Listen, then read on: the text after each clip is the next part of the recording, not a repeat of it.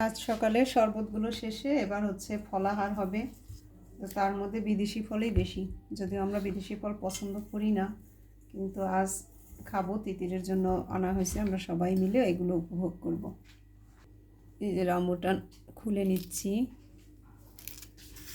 এই ফলটার দাম যদি আর একটু কম হতো তাহলে আমার খুব ভালো লাগতো। আর এটা হচ্ছে পার্সিমন, জাপানি জাতীয় ফল। তিতিরের এত পছন্দ যে ওর বাবা নিয়ে আসে একটা দুটো করে প্রতি সপ্তাহে 1 কেজি। আর ওকেই বেশি দিই। এটা সারা রাত ঝিঙ্গুর দিয়ে ভিজিয়ে রেখেছিলাম, কেটে নিচ্ছি। এবার আমি ফলের থালাটা সাজাতে সাজাতে একটু কথা বলি। যে অনেকেই প্রশ্ন করেন যে এগুলো খাওয়ার পর দ্বিতীয় খাবার কি খাবো। তো সকাল থেকে অনেকগুলো শরবত আমরা খেয়েছি।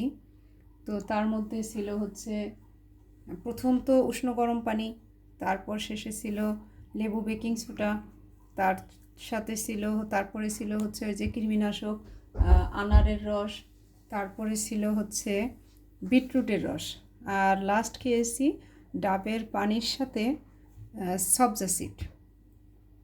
এগুলো খাওয়ার পর এই ফল খাওয়ার পর যখন যদি খিদা লাগে ডিম পোচ খেতে পারে, ডিম সিদ্ধ খেতে পারেন, আর খেতে পারেন হচ্ছে আর খাওয়া যায় সালাদ।